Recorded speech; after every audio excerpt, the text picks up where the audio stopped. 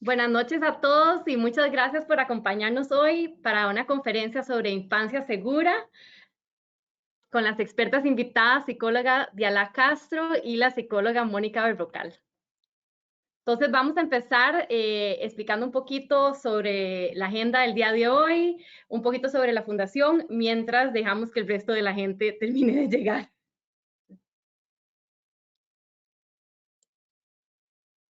Y queremos empezar por leer este quote que nos gusta mucho. Los niños son 1/3 de nuestra población y todo nuestro futuro. Y yo creo que por eso es que estamos todos aquí, un lunes en la noche, que podríamos estar haciendo muchas otras cosas, pero estamos aquí hablando de este tema que es tan importante porque creo que es algo en lo que de lo que todos queremos aprender más. ¿Cómo podemos proteger a los niños? ¿Cómo podemos tomar acciones para que tengan una infancia segura y feliz? Todos los niños del mundo, ojalá. Para empezar, nada más les quiero compartir un poquito la agenda del día de hoy. Vamos a tener la conferencia de 1 hora y media. Vamos a empezar con una introducción sobre World Health Group. Después vamos a tener una gran presentación por la psicóloga Diala Castro, que ahora la voy a introducir un poquito mejor también. Después vamos a tener una pequeña introducción al equipo de World Health Group, que está aquí presente también, para que conozcan algunas de las caras detrás de todo el trabajo para que hoy fuera posible. Y después la psicóloga Mónica Berrocal también nos va a dar una excelente segunda presentación. Seguido de eso vamos a tener el cierre y tanto Mónica como Diala muy amablemente accedieron a quedarse de 9 a 9:20 por si alguien tiene alguna pregunta, nos las van a contestar hoy aquí también. Todos pueden ver cuando ustedes entran al sistema, hay un lugar a donde ustedes pueden mandar preguntas, entonces durante las charlas nos pueden mandar las preguntas y el equipo de World Hug las va a recolectar y al final vamos a entonces contestar a algunas, no sé si vamos a poder hacer todas, pero por lo menos algunas de fijo hacemos. También nos pueden escribir a worldhuggroup@gmail.com si tienen cualquier pregunta o duda o algún tema técnico. El equipo de World Hug también va a estar ahí para estarnos apoyando. Muchas gracias.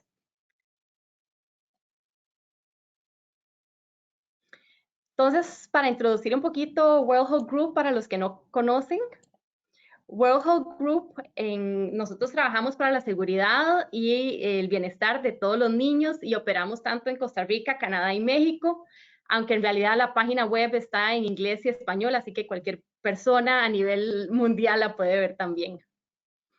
Y nuestra misión es educar y capacitar a las personas y a las comunidades para que se conviertan en defensores informados.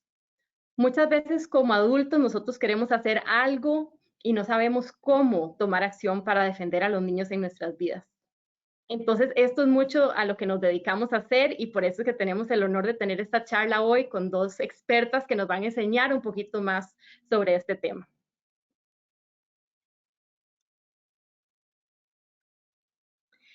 Y bueno, ¿por qué nos importa tanto y por qué nos parece tan importante este tema? Porque la niñez es tan importante para el desarrollo en toda la vida de las personas y porque creemos que todos los niños merecen tener opciones si están en situaciones difíciles, si están en situaciones de riesgo. Queremos darle opciones tanto a los niños como a los adultos en cómo reaccionar, cómo responder en este tipo de situaciones. No es fácil y uno como adulto muchas veces no sabe cómo responder, pero hay cosas que sí podemos hacer, cosas que podemos aprender para hacerlo más fácil para todos. Y pues sabemos que el abuso tiene impactos muy serios. Yo y muchas de las personas aquí saben el impacto que puede tener en las personas, en las familias, en las comunidades, pero todos juntos realmente podemos hacer una diferencia para que estos niños y también sus familias y las personas que están pasando por esas situaciones siempre se sientan acompañados y que hay alguien que está ahí cuando ellos lo necesiten en una situación difícil. Y bueno, para empezar, quiero introducir a nuestra primera experta, a la psicóloga Diala Castro, y muchas gracias, Diala, realmente por estar aquí con nosotros. Estas psicólogas están aquí y han donado su tiempo para estar con nosotros y compartir su expertise, así que realmente muchísimas gracias. Diala nos va a hablar un poquito sobre los mitos, sobre el abuso infantil y también aprender todos un poquito qué podemos hacer para la prevención del abuso. Entonces, nada más para presentarle un poquito a los que no la conocen, Diala es una psicóloga clínica, tiene más de 20 años de experiencia en el trabajo con personas sobrevivientes de abuso sexual y trauma. Es certificada y especialista en terapia EMDR infanto-juvenil. Además, es directora de Integrativa, que es un centro de psicología y desarrollo integral. Es además consultora de organizaciones en temas de trauma, niñez, salud mental infantil y abuso en Costa Rica, al igual que en otros países. Diala además es creadora de talleres y cursos para padres y madres en el acompañamiento de sus hijos después de experiencias difíciles. Así que muchas gracias, Diala. Vamos ahora a volver a Diala, la presentadora, para que nos pueda compartir su pantalla y escuchar su presentación.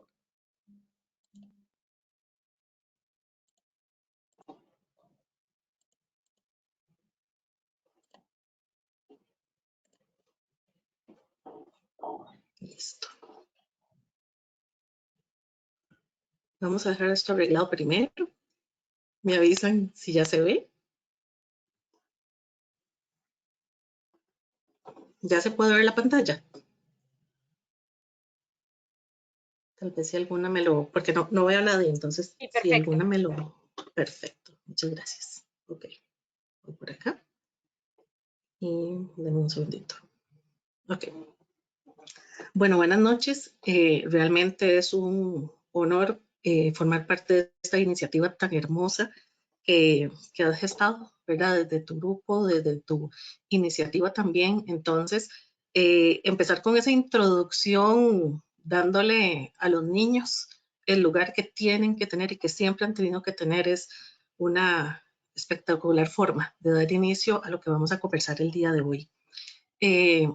Hablando precisamente que en las infancias seguras, nuestro papel de personas protectoras es uno de los papeles más importantes para asegurar su bienestar y su salud mental para toda la vida.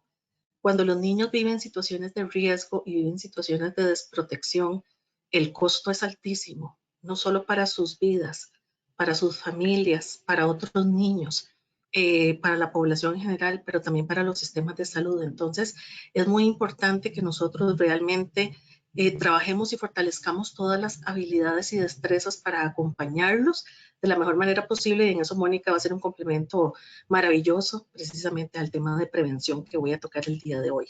Entonces, para iniciar precisamente el tema sobre abuso sexual, siempre que brindamos esta temática, que hablamos sobre una vivencia que es tan dolorosa, es muy importante que nosotros miremos conscientemente cómo estamos, que a lo largo de lo que vayamos a conversar puedan estar atentos a sus emociones, a las sensaciones de su cuerpo, a si hay incomodidad, si hay dolor, si hay relajación, por ejemplo, a imágenes que puedan tener también relacionadas con este tema, porque cuando conversamos sobre temáticas de sufrimiento infantil, cuando conversamos sobre experiencias que han sido adversas en la vida de los niños y las niñas, muchos de nosotros podemos vernos reflejados allí. Entonces, cuando uno trabaja el tema de abuso, es muy frecuente que se acerquen personas. Yo vine para aprender, pero me di cuenta que yo pasé por una situación similar. Yo vine para aprender cómo ayudar a mis hijos, por ejemplo, pero esto tocó fibras tan sensibles en mí, ¿verdad? Que yo siento que tal vez lo que a mí me sucedió, ¿verdad? Todavía necesita ser un poco más revisado, etcétera. Hay personas que se acercan precisamente a estos espacios para poder desarrollar mayores herramientas para enfrentar situaciones de la vida personal. Entonces, es muy importante que revisemos todos estos elementos, además de las imágenes, si tenemos algún recuerdo, algún pensamiento, o si hay una necesidad en nosotros de hacer algo, es decir, una conducta, porque nos está hablando nuestra historia, nos están hablando nuestras necesidades, y atendamos lo que sentimos, atendamos lo que en ese momento surge en nosotros, porque es parte precisamente de cosas que pueden emerger en este tipo de temas tan dolorosos, y también son cosas que necesitamos aprender a seguir haciendo y hacer. que es el tema del autocuidado, de mirarnos de manera consciente y, como dice aquí abajo, atender nuestras necesidades. Entonces, si necesitan levantarse, dejar de escuchar un ratito, preguntar algo en específico, son parte de las necesidades que pueden emerger precisamente en todo este ratito que vamos a compartir. Voy a empezar con uno de los elementos más importantes en el abuso sexual y que en muchas ocasiones es lo que permite un buen acompañamiento o a veces incluso obstáculos en el mismo. Entonces, UNICEF presenta en el 2016 una definición que es bastante abarcadora, porque en el abuso sexual, ¿esto es abuso? ¿Esto no es abuso? Es una de las típicas dudas que surgen cuando las personas están atravesando por esta situación, sean niños, personas adolescentes y hasta personas adultas. Entonces, cuando uno sabe del tema, pero cuando uno ya lo tiene que vivir de alguna manera en su vida personal, porque le ha sucedido o porque tiene que dar un acompañamiento, empiezan a emerger un montón de dudas. Y entonces es muy importante que tengamos como un concepto bastante unificado. Entonces, el abuso sexual contra niños, niñas y personas adolescentes, precisamente UNICEF lo define como el que ocurre cuando un niño es utilizado para la estimulación sexual de la persona agresora, que sabemos que en la gran mayoría de las ocasiones son personas conocidas, familiares o cercanas a las personas víctimas, a la familia o al grupo de amigos. Y estamos hablando de un porcentaje de un 90%, que es algo absolutamente abrumador. Entonces, en esta utilización para la estimulación de esta otra persona, puede ocurrir en esta situación o también cuando existen personas terceras, ¿verdad? Que se están viendo de alguna manera, y es una palabra que es un poquito como, ¿verdad? Que es difícil de decir, pero algún beneficio o alguna gratificación precisamente de esta situación que está ocurriendo. Implica toda interacción sexual en la que el consentimiento no existe o no puede ser dado, independientemente de si el niño entiende lo que está sucediendo presuntamente, la naturaleza de la actividad, e incluso cuando no muestre signos de rechazo. En abuso sexual contra niños y niñas no existe el consentimiento. Entonces esto es algo que tiene que quedar clarísimo, porque el contacto sexual entre una persona adulta y un niño no debe de darse bajo ninguna circunstancia, ni de manera presencial, ni con contacto, ni sin contacto, ni de manera virtual. Y existen en los países, y existe cuando trabajamos con personas sobrevivientes, el pensamiento de que si tiene más de 11, 12 o 13 años, como que la persona ya puede otorgar su consentimiento. Pero como vamos a ver dentro de un ratito, el consentimiento es algo súper complejo. Entonces es muy importante que siempre tengamos una mirada de realmente esta persona, aunque tenga 15 años, puede dar su consentimiento. Tiene la capacidad, la experiencia, la claridad de las consecuencias para poder brindar su consentimiento. Estaba en un estado en el cual podría brindar un consentimiento. Entonces, este es uno de los temas más importantes que nosotros tenemos que tener una profunda información y sensibilidad para detectar, para identificar y apoyar situaciones de abuso sexual.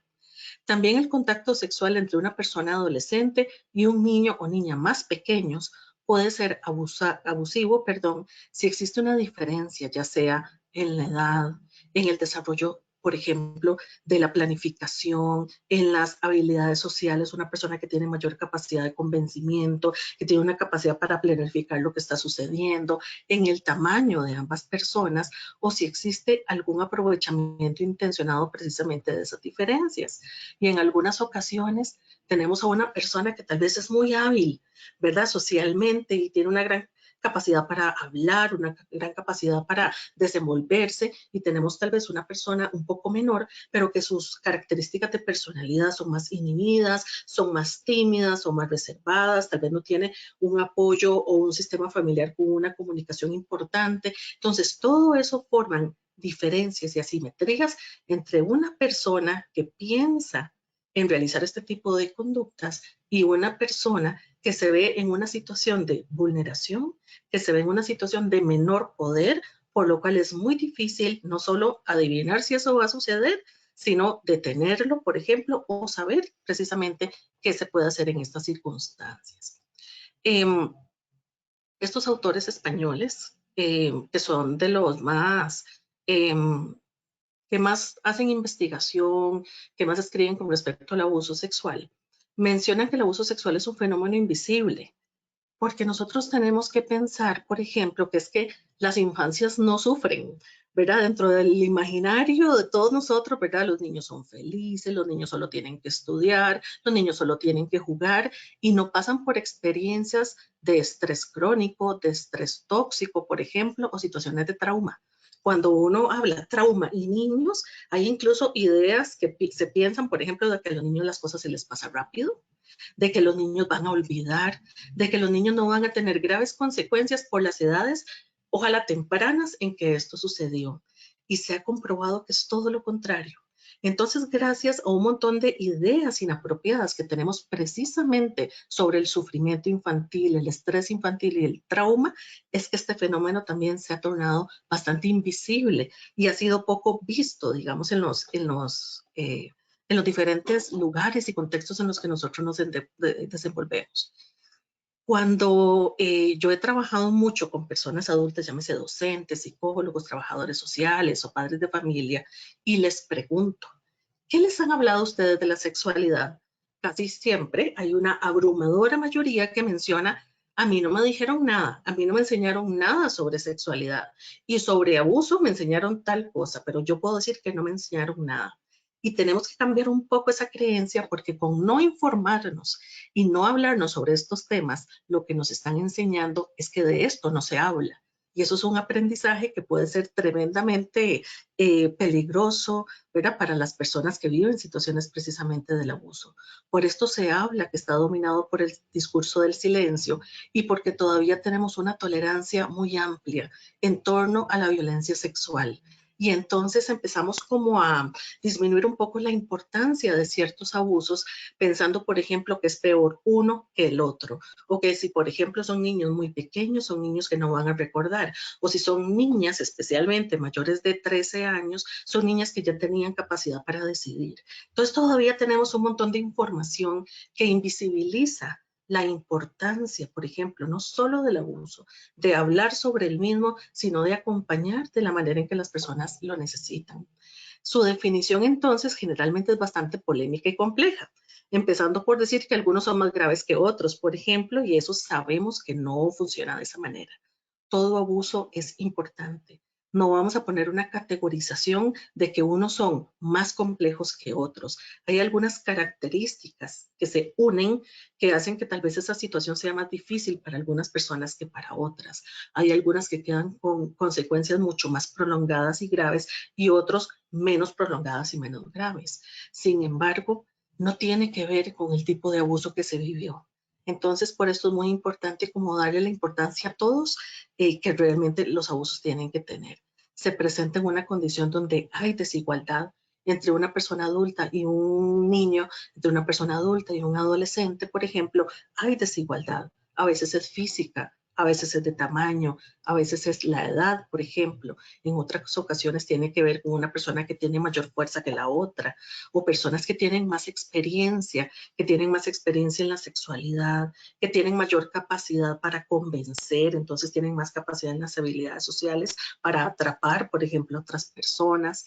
Tenemos también importante que el desarrollo de nuestras habilidades en general en la vida se van desarrollando con la experiencia y en muchas ocasiones entonces tenemos personas que pueden planificar mucho mejor qué niño, de qué manera lo puedo hacer, en qué otra forma lo puede hacer, en qué otra forma lo puedo desarrollar, pero no tenemos niños y niñas y personas adolescentes que todo el tiempo están viendo quién les puede abusar o no, porque eso no da seguridad en la vida.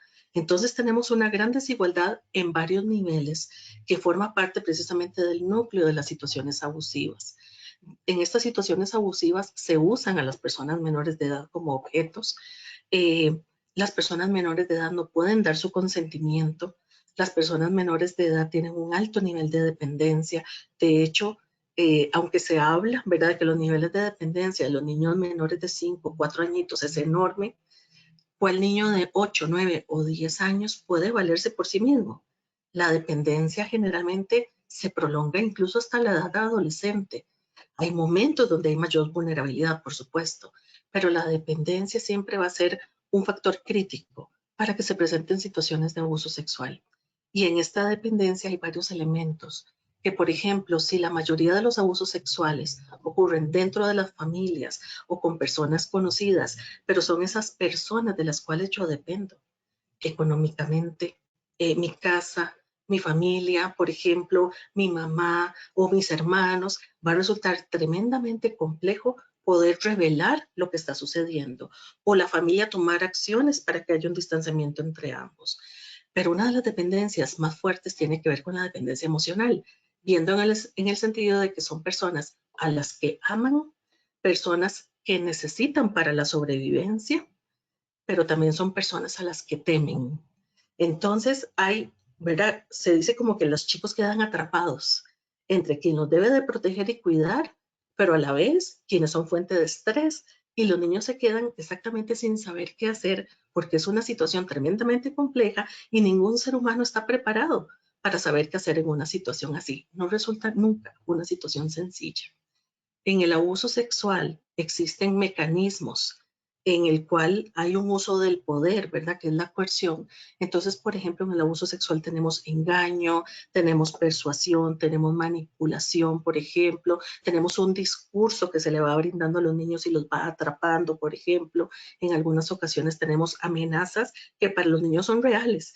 Y a cualquier niño que se le diga que se va a lastimar a su papá o a su mamá o a sus hermanos, eso es algo absolutamente abrumador contra la cual no tiene herramientas para saber qué puede hacer. O no puede, como decíamos hace unos 20 años, deténlo, sal corriendo, ¿verdad? Cuando hay una situación en donde otras personas precisamente se pueden ver amenazadas.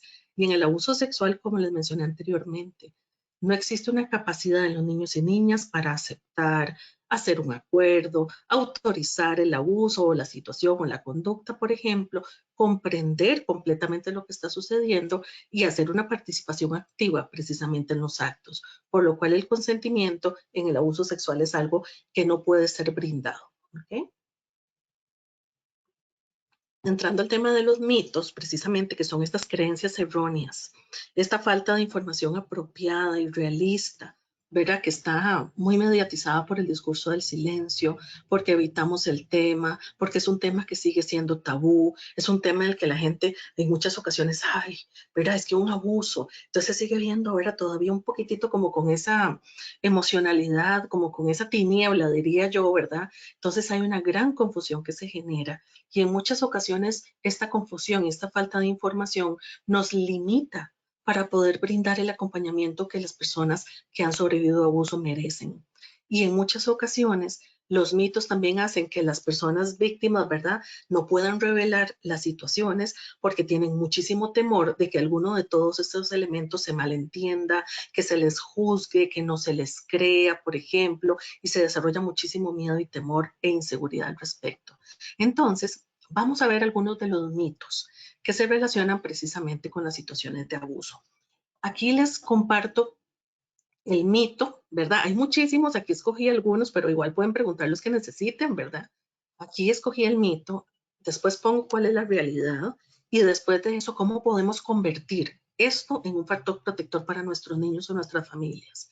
Entonces, uno de los mitos que tiene varias cosas, ¿verdad? Que es uno de los más frecuentes y uno de los más comunes, es que solo sucede en ciertas familias, familias muy problemáticas o familias de ciertas clases sociales y que es algo poco frecuente. Si ustedes ven, esto lo que hace es invisibilizar algo que sucede en gran cantidad de ocasiones. Y precisamente estos autores españoles que les menciono lo dicen de una manera clarísima. El abuso sexual es la más democrática de todas las formas de maltrato, la más homogéneamente repartida entre las clases sociales. Es decir, aquí no hay elementos de menor educación, no hay elementos económicos, no hay elementos de estratos sociales. Aquí el abuso sexual realmente es algo que puede suceder en cualquier tipo de entornos. Es que puede suceder en un trabajo, puede suceder en un centro educativo, puede suceder en una iglesia, puede suceder dentro de los hogares, dentro de las comunidades. Y realmente lo que uno ha observado, ¿verdad? Es que hay abusos que son un poquito más ocultos, precisamente por el contexto en el que está sucediendo, pero sucede absolutamente en todas las poblaciones donde uno vaya o atienda. Yo recuerdo, por ejemplo, hace muchos años cuando íbamos a dar talleres a las escuelas, hace muchos años porque yo he cambiado tal vez de labores a lo largo del tiempo, pero por ejemplo, yo iba a dar un taller de 1 hora sobre qué era abuso, cómo identificarlo y qué podían hacer los niños, y lo hacía con los niños, ¿verdad? De todo tipo de escuelas, ¿verdad? Porque en aquel momento que hay una fundación en Costa Rica que es la que trabaja abuso sexual desde hace muchísimos años, entonces la oportunidad de ir por todo el país es algo realmente que fue muy enriquecedor. Entonces uno termina el taller y uno ofrece, chicos, si necesitan hablar con alguna persona, aquí están los maestros, etcétera, ¿verdad? Y la cantidad de niños que levantaban la mano de que a ellos les estaba pasando algo así, la cantidad de niños que solicitaban conversar con uno después de un taller de 1 hora, ¿verdad? Era abrumador.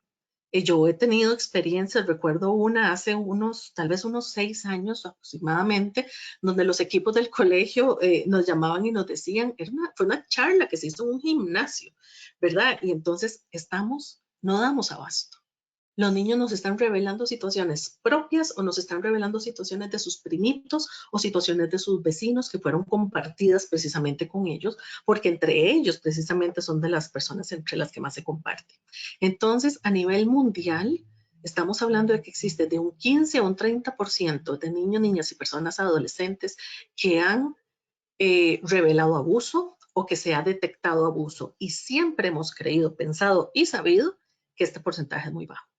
Y sabemos, digamos, que cuando yo veo en un aula o en un gimnasio esta cantidad de gente, ¿verdad? Uno dice que casi un 30% es un poquito como lo mínimo.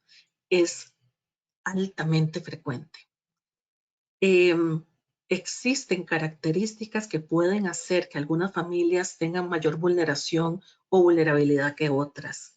Sin embargo, tiene que ver, por ejemplo, sobre cómo está el apego en esa familia, cómo está la vinculación en esa familia. Tenemos que ver esta problemática, esta situación de una manera global y no podemos enfocar que esto sucede solamente en familias donde hay, por ejemplo, violencia intrafamiliar, donde hay otros tipos de abuso, que no tienen oportunidades de desarrollo, porque eso no es lo que ha mostrado la investigación. ¿Cómo podemos hacer para convertir este mito y estas situaciones en un factor protector? Precisamente conocer la gran cantidad de situaciones de abuso nos alerta y puede permitir que fortalezcamos herramientas de prevención, ya sea dando información apropiada, solicitar programas a las escuelas. Si ustedes se ponen a pensar en este fenómeno dominado por el silencio, cuando en las escuelas y colegios dan talleres o sesiones sobre prevención de abuso, tienen que pedir permiso a los papás. O cuando se trabajan los temas de sexualidad, y hay papás que dicen que no, por ejemplo. Entonces yo digo, en sociales no se pide permiso, en ciencias no se pide permiso. ¿Por qué se pide permiso en sexualidad? Si es un tema tan importante y tiene que ver en muchas ocasiones con todos estos mitos que todavía no hemos derribado. Si hemos pasado por esta experiencia de abuso, saber que hay otras personas que les sucede, rompe la sensación de que uno está solo, pero uno puede crear, buscar o apoyarse en una comunidad de apoyo y empatía que resulta altamente sanadora. Esto solo se los presento, no se los voy a explicar por cuestión de tiempo, pero cuando uno llega a estudiar, por ejemplo, por qué esta familia, qué fue lo que pasó con este niño, etcétera. A ver, hay un montón de factores asociados culturales.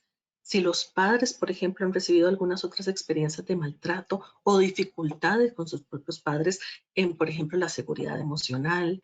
Si, por ejemplo, tenemos papás que necesitamos desarrollarles algunas herramientas protectoras para vincularse, para estar conscientes de cómo están ejerciendo su paternidad o maternidad, y niños tal vez con los cuales tengamos que fortalecer la seguridad emocional, o tal vez viven un montón de experiencias pero no hay una comprensión de lo que les está sucediendo y sienten como que la vida es un poquito abrumadora y difícil. Entonces hay algunos factores que sí podemos estudiar para comprender qué fue lo que pasó en esta familia, pero no catalogar que es a este tipo de familias a las que le sucede precisamente el abuso. Otro de los mitos es que el abuso sexual requiere contacto físico. Y esto viene como muy sostenido, ¿verdad? Porque con una cosa que se denominaba antes el abuso directo o indirecto. El abuso sexual es el abuso sexual, haya o no haya contacto físico. Existen tipos de abuso sexual que son verbales, otros que tienen que ver con miradas, otros que tienen que ver, por ejemplo, con exposición del cuerpo, exposición de material, exposición, por ejemplo, de diferentes contenidos que tienen que ver con sexualidad e incluso, por ejemplo, no requieren estar en el mismo lugar porque ahora hay toda una categoría de abuso sexual, ¿verdad? A nivel virtual o a nivel de otros medios digitales, ¿verdad? Que no es el cara a cara o el cuerpo a cuerpo.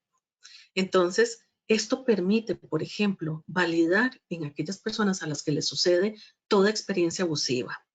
Para mí es muy frecuente cuando estoy en estos acompañamientos que cuando es por medios virtuales, como que hay un poquitito más de culpar a la víctima.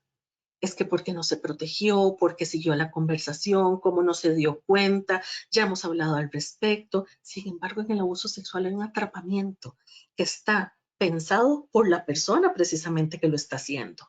Entonces es muy importante que en ese sentido podamos tener mayor comprensión y empatía de que sea de manera explícita, concreta, directa, ¿verdad? De contacto físico o no, hay una persona que está pensando y construyendo cómo hacer precisamente esta experiencia para poderla llevar a cabo. Las consecuencias dependen de muchos factores y no del tipo de abuso.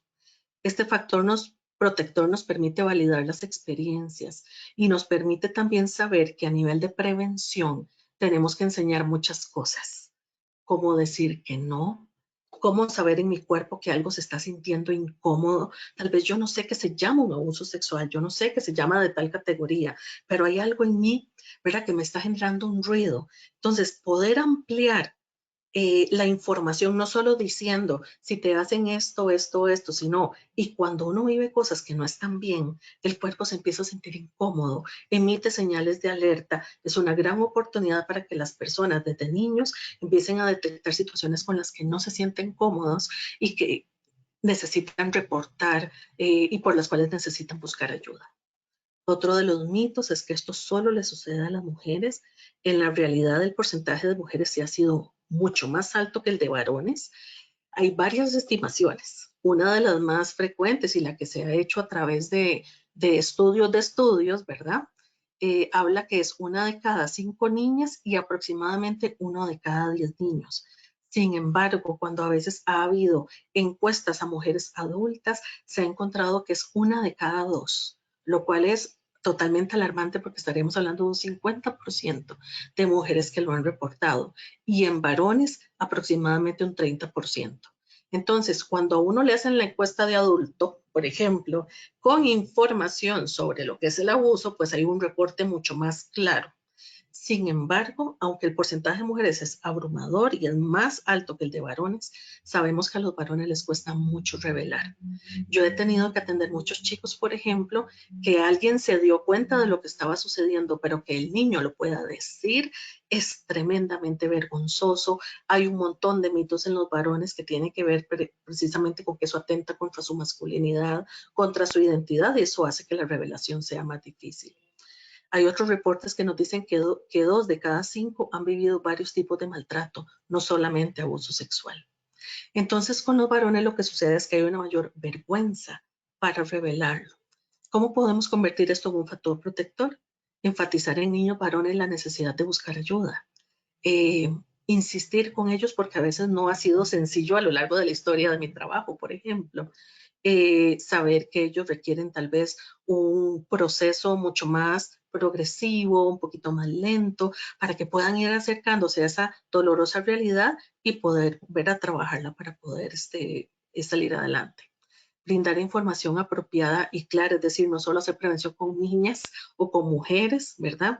Pero también esta vulneración con niñas es altísima, entonces tenemos que enfatizar muchísimo más también la prevención con ellas y acompañar con mayor sensibilidad a poblaciones que tengan dificultad para romper el silencio, como precisamente en algunas ocasiones, en muchas, pueden ser los niños. Otro de los mitos es que si el niño o niña otorga el consentimiento no es considerado un abuso, ¿verdad? Lo cual les he venido mencionando que ellos no tienen precisamente esa capacidad para consentir. Entonces, podemos trabajar esto como un factor protector formando, trabajando, ensayando sobre qué es el consentimiento. ¿Cuándo es que uno da el consentimiento? cuando no es que uno puede dar permiso. Entonces aquí vienen estos ejemplos que la gente siempre dice, uy, es que a mí me obligaban a dar abrazos, me obligaban a dar besos. Podemos gestionar diferentes formas de saludar a las personas que resulten cómodos para los niños y las niñas y las personas adolescentes, sin forzar su cuerpo, sus límites, ¿verdad? Y esta sensación de comodidad e incomodidad a algo que es socialmente apropiado, pero en realidad podemos hacerlo, ¿verdad? Como un factor más bien que los desprotege y no, ¿verdad? Como un factor que los hace más fuertes, que es precisamente lo que queremos generar. Y también, que es un tema que es enorme, ¿verdad? Es un tema, digamos, importantísimo, que quien abusa sexualmente tiene un perfil que puede ser detectado y presenta alguna condición, algún rasgo o algún trastorno en su salud mental. Todavía no se ha detectado un perfil, sus características de personalidad son muy distintas, hay algunos elementos en común que hemos podido observar. Sin embargo, no hay nada que nosotros podamos observar. Solamente algunas personas que tienen una conducta sexualmente inapropiada y abierta, verá que no la ocultan absolutamente para nada. Entonces sabemos que hay una dificultad, pero ese no es la típica persona que abusa sexualmente. Las personas que abusan sexualmente forman parte de familias, tienen una vida sexual activa con personas adultas, se puede generar una gran confusión porque más bien pueden ser hasta encantadores, personas que jamás a uno le pasaría por acá, si es buenísima esa persona, si es tan atento, colaborador, etcétera, ¿verdad? Entonces, en este sentido es muy importante que todavía no existe este perfil. Y esto es todo un reto a nivel de prevención, porque yo siempre trabajo con los papás y las mamás. Qué difícil decirle a los niños, cualquier persona te puede abusar. Tu tío, tu abuelito, tu prima, tu cuidadora, es algo, digamos que es un ruido. Cuando uno no le enseñaban de las personas externas a la familia, ¿verdad? Yo creo que con eso la mayoría de la gente no tiene problema. Pero generar esta posibilidad dentro del entorno familiar para muchas familias no es sencillo y cómodo no es. Sin embargo, es la realidad precisamente de lo que plantean todo a nivel de evidencia de la mayoría de casos de abuso sexual.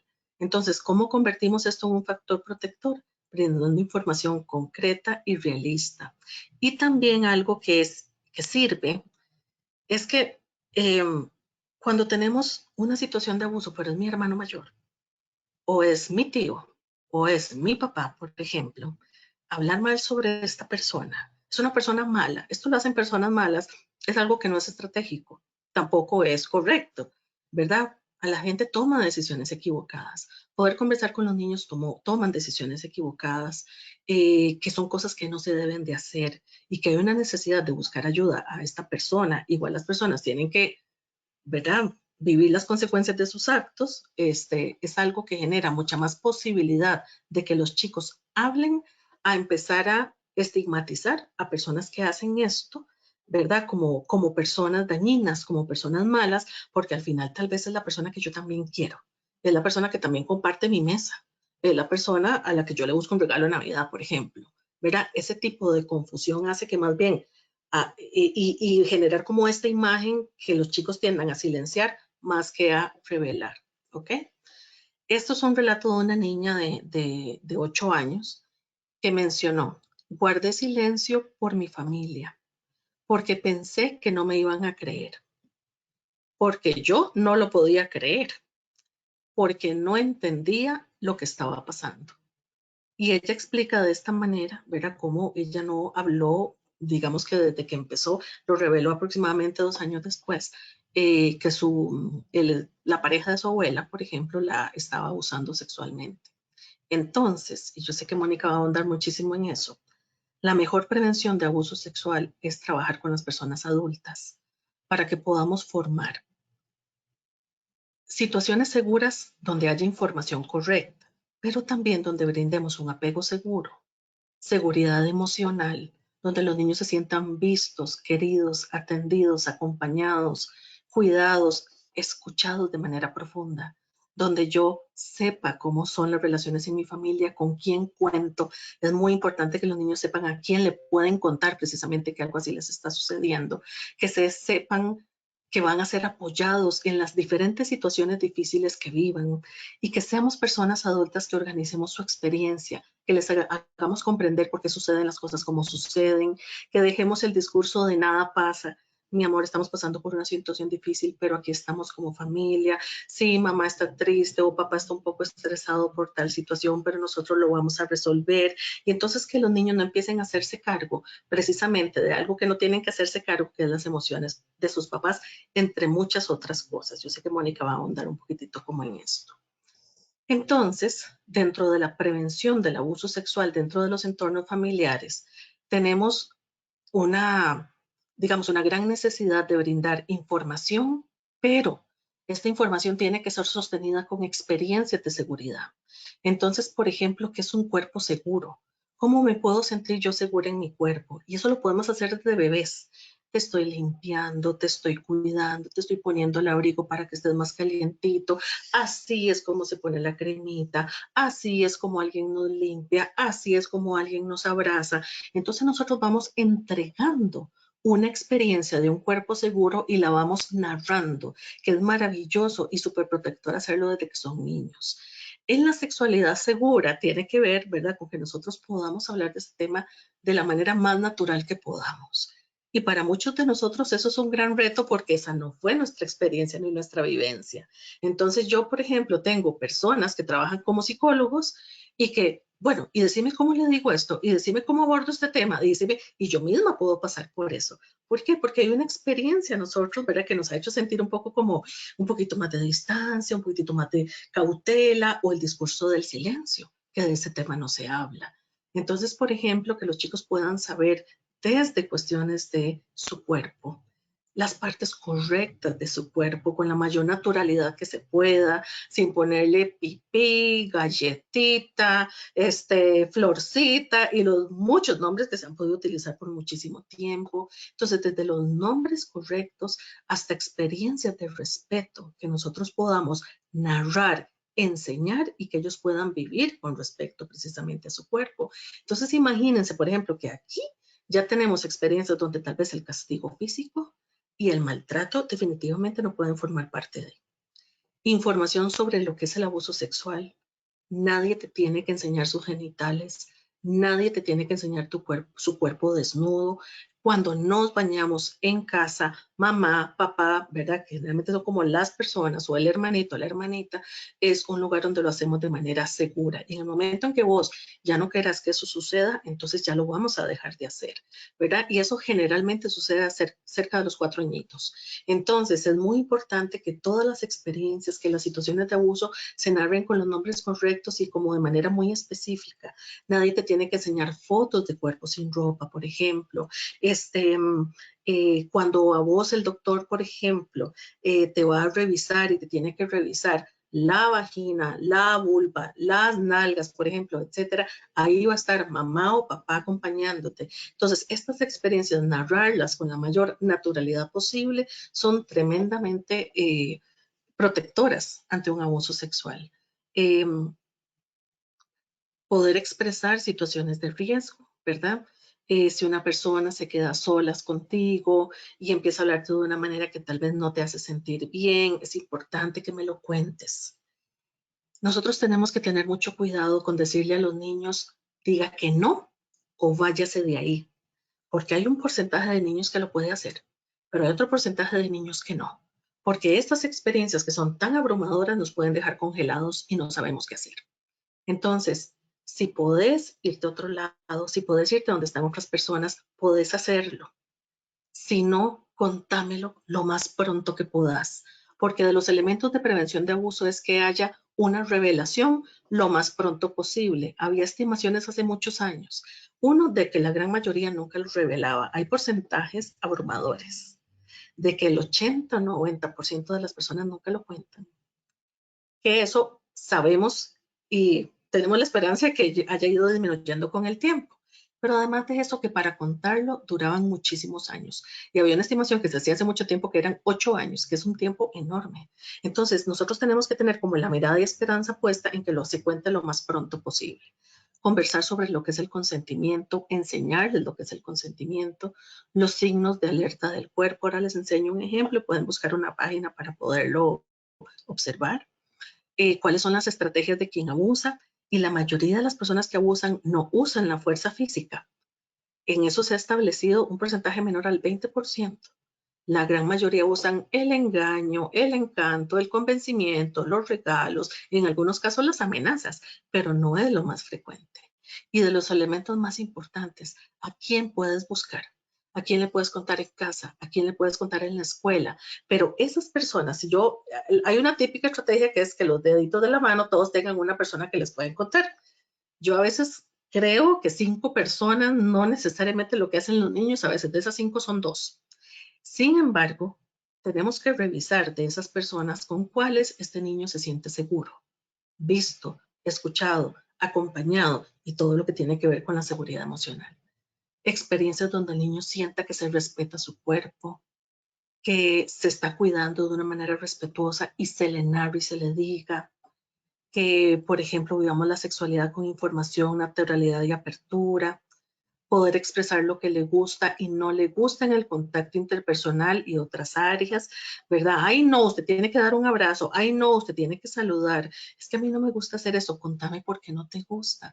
Contame, cuando tenés que ir a saludar, por ejemplo, ir a dar la manita, ¿qué es lo que pensás o qué es lo que sentís? Y fomentar muchos espacios de diálogo para comprender qué es lo que está pasando en ellos, en qué tenemos que ayudarlos y en qué tenemos que validarlos precisamente. Educar sobre las emociones y las sensaciones puede generar que ellos tal vez no sepan que se llama abuso, pero sepan que eso que está pasando no les gusta, los hace sentir incómodos y hay algo extraño que se genera. Antes usábamos, si algo te hace sentir triste, enojado o con miedo. De esas tres, la que más pegaba era el miedo, ¿verdad? Porque en muchas ocasiones los chicos no se sienten enojados con esto porque todavía ni siquiera están comprendiendo qué es lo que está pasando, no le han puesto nombre, ¿verdad? Y porque ahí está lealtad hacia esa persona que es una persona conocida de la familia.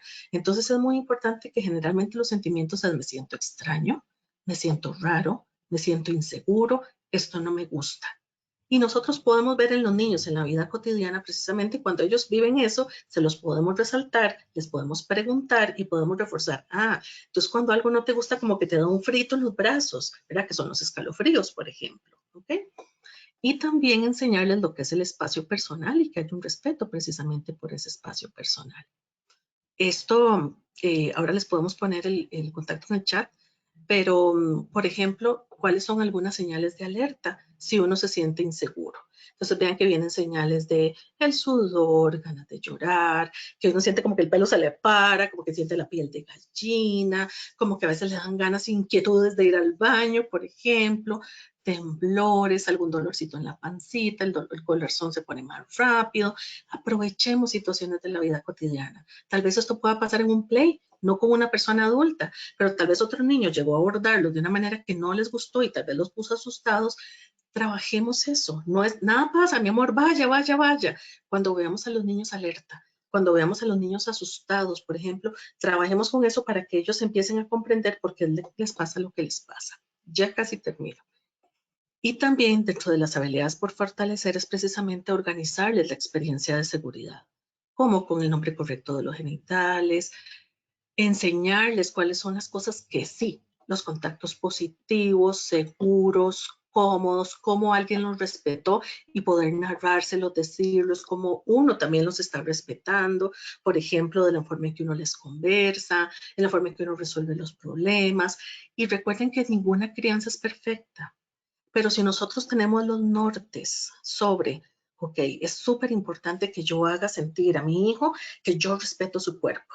Y tal vez algún día no nos salió, pero nosotros, mira, para mí es tan importante que vos sepas que yo te quiero respetar y quiero respetar tu cuerpo, pero fíjate que es que te pegué esta gritada, ¿verdad? Y entonces nosotros les explicamos qué fue lo que pasó. Les narramos la experiencia, les decimos qué fue lo que nos pasó y que nuestro propósito es poder seguir haciéndolos sentir seguros. Precisamente quiénes son las personas seguras, cómo se comportan y ser nosotros personas seguras. Hay elementos importantes. Los abusos ocurren en el uno a uno. Si se garantiza que los chicos puedan tener 2 personas que los cuiden, y no es pagar 2 cuidadores, es que si están en algunos entornos que no estén solo con una persona que insiste en el cuidado constante, constante y constante, o que haya 2 personas, se reduce muchísimo la probabilidad de un abuso sexual.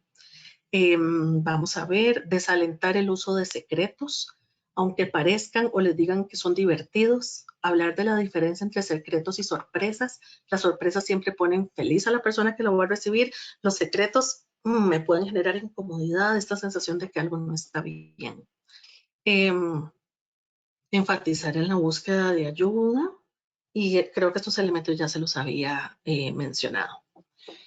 Hay un maravilloso terapeuta en trauma que se llama el Dr. Peter Levine, es espectacular. Y él trabaja mucho de cómo hacer curación del trauma en niños. Y vean, esta cita me parece como que engloba todo lo que hemos venido conversando.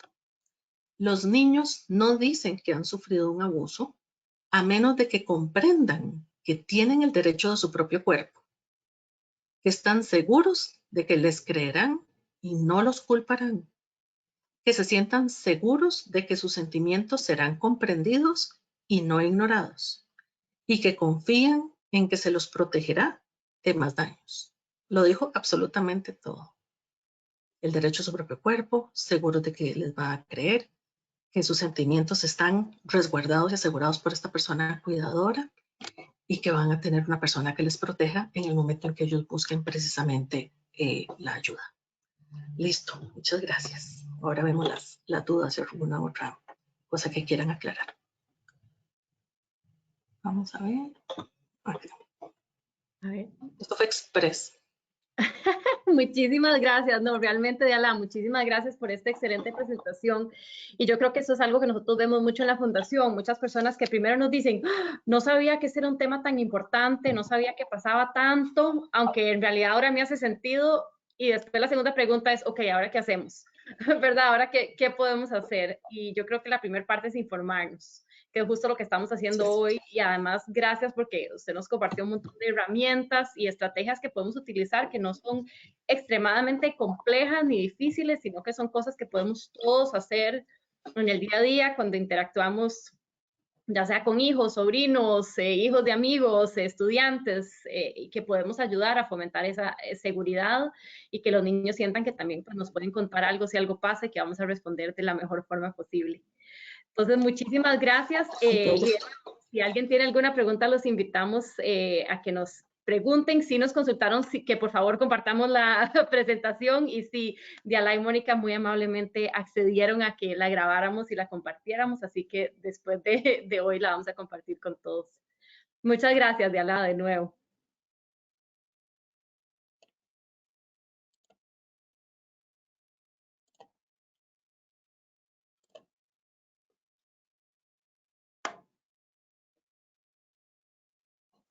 Muchísimas gracias. Y ahora, antes de continuar con Mónica, que nos va a hablar también de un tema muy importante que Diala nos empezó a mencionar un poco también, que es el tema de relaciones afectivas sanas, voy a aprovechar a presentarles parte del equipo de World Hug Group que ha ayudado a hacer hoy posible.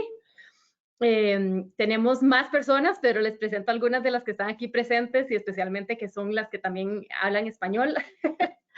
Entonces, rápidamente, nada más voy a presentarnos de Katia Martén, que es una de las fundadoras y mi mamá, y que ha estado en esta fundación desde el principio y está siempre detrás de todo lo que estamos haciendo. Bueno, esa soy yo ahí en el medio. Después Marcela Fernández Dengo, que es directora de la fundación en Costa Rica. Tenemos en Costa Rica y en Canadá, y también tenemos actividades en México. Entonces, bueno, muchísimas gracias, Marcela, que nos ayuda también con muchísimas cosas. Desde el principio ha estado realmente ayudándonos a lanzar este proyecto. Y después también les quiero presentar a Miriam Patiño. Miriam es la encargada de comunicación y realmente todos los newsletters que reciben, muchos de los posts que ven en Instagram, muchas de las cosas detrás de las escenas, ella está ahí siempre ayudando y apoyándonos, así que pues muchas gracias también. Erika Suñol Martén, que es mi prima además, y Erika es la encargada de Outreach y Partnerships. Ella además es la fundadora de Educamp, entonces trabajamos muchas actividades en conjunto con los campamentos y muchas actividades con los chicos, que es muy bonito. Y Luciana Mora Balma, que se nos unió hace poco al equipo, y ella está muy motivada y encargada también en la parte de cómo llegar a los jóvenes, cómo hablar esto no solo como adultos, cómo proteger a los niños, sino cómo enseñarle a la juventud qué podemos hacer para proteger, para que ellos mismos se protejan y que también puedan proteger a los menores. Entonces, bueno, gracias a todo el equipo de World Hug también. De nuevo, gracias Dialá. Y ahora vamos a pasar a la presentación de Mónica Berrocal, que nos va a hablar sobre relaciones afectivas sanas. Y nada más voy a hacer una breve introducción. Mónica también es una psicóloga de niños y adolescentes, graduada de psicología de la Universidad de Costa Rica, y además tiene una maestría en desarrollo humano y psicología de la Universidad de Harvard. Tiene un posgrado en salud mental en la infancia en la Universidad de Massachusetts y actualmente trabaja como psicoterapeuta con niños, adolescentes y familias. Tiene Mónica además experiencia como docente en la Universidad de Costa Rica y la Universidad Nacional, al igual que como consultora de políticas públicas de la infancia con la Fundación Pan y Amor y UNICEF, y además es la mamá de un niño de 7 años y una niña de 4 años. Entonces, Mónica, muchísimas gracias. Voy ahora a pasarle la pantalla a Mónica para que nos pueda hacer la presentación.